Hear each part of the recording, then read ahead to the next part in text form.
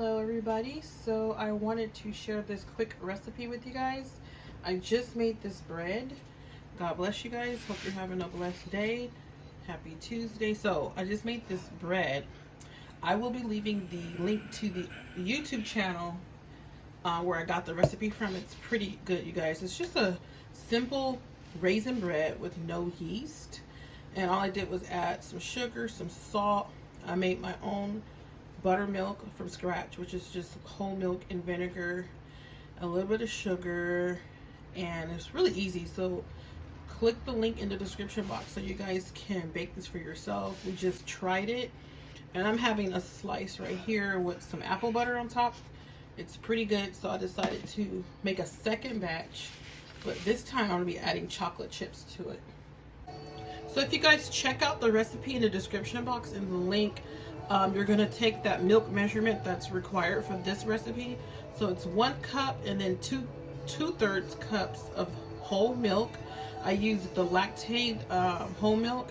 Put that in here, and then you take 3 tablespoons. Take 3 tablespoons of white vinegar, and then you just mix it into the milk, and you're going to let that vinegar and milk settle together and just let it sit for at least 5 minutes. This one has been sitting for a minute. I decided to make a second batch.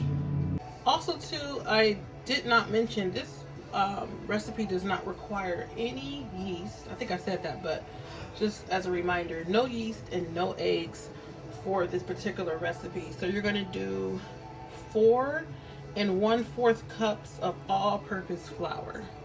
Okay, so I have the flour in my bowl. We're going to be adding all the dry ingredients. So we're going to do a teaspoon of baking powder,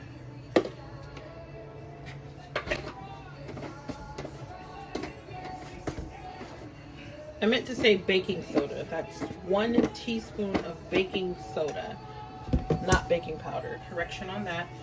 And then you're going to take sugar of your choice, and you're going to do 2 tablespoons of sugar.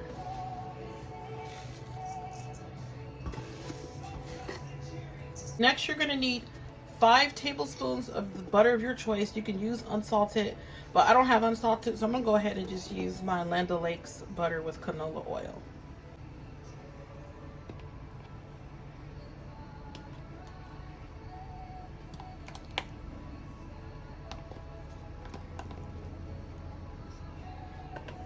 Now it's saying to use cold butter. I had this butter sitting out for a second, so you definitely want to use cold butter. And then once you add the butter, you know, I forgot to mix the dry, but it's okay. So I'm gonna try to mix this really quick. So mix your dry stuff, make sure it's all mixed, and then go in and mix the butter. I like to do it by hand. You can use a spoon if you want. It's all up to you. So you want to really get the butter incorporated into the dry ingredients so it looks kind of grainy. And make sure you use cold butter. Cut it up into chunks. See how the flour is changing? So that's how you need your flour to look. This bread is really good, you guys, so that's why I had a feeling it might be good. And I wanted to make another version. I was thinking about it, so I have chocolate chips. And why get this bread at the store? They add so many adjectives and chemicals to stuff. You can make it at home, and it's fresh. You can control how much sugar and salt goes in to your food.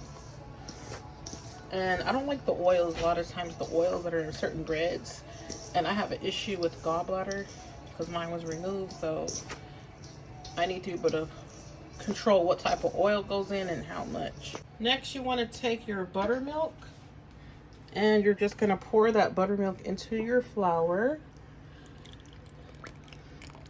This is the tricky part, but the more you bake, the more easier it'll get, and then you'll understand how the dough is supposed to feel, how it's supposed to come together. And I'm going to take a spoon to mix this. You don't ever want this to be super sticky. If you have a little stickiness after you mix it, then you go in and add just a little bit more flour, but not too much.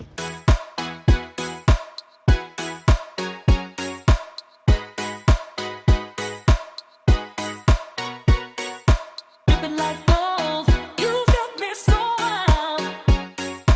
Dripping like gold, I'm a queen, I'm a queen, I'm a queen. Dripping like gold, you got me so wild. I'm out of control. I'm a queen, I'm a queen, I'm a queen. Dripping like gold, you got me so wild. I'm a queen, I'm a queen, I'm a queen. Dripping like gold.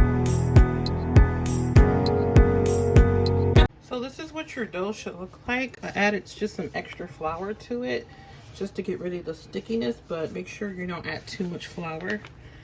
So now what you're gonna do now is just knead the dough for a few minutes. You don't have to knead for a long time.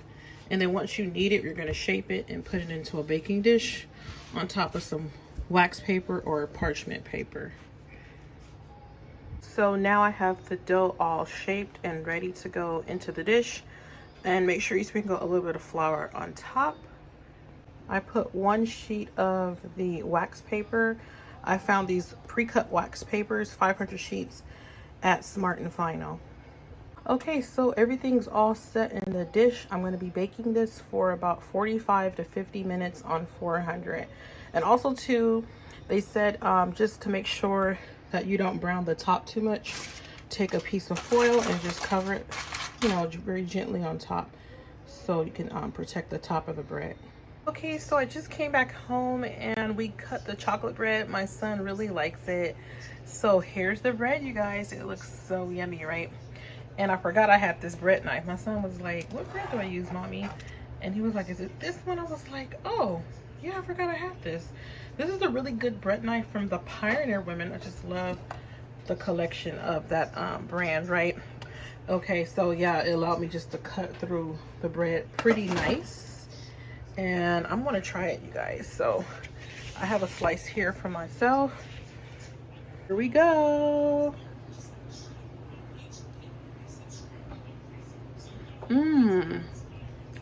Yeah, it's good. If you like chocolate, you like bread, you definitely want to make this. Yum. And you can put a little butter on top if you like. God bless you guys. So that's going to be the end of this video, you guys. Thank you so much for all the love and the support on this channel, you guys. God bless you guys and have a great day. And if you're not subscribed to the channel, go ahead and subscribe. If you feel led to, turn on the notification bell, like and share. Bye.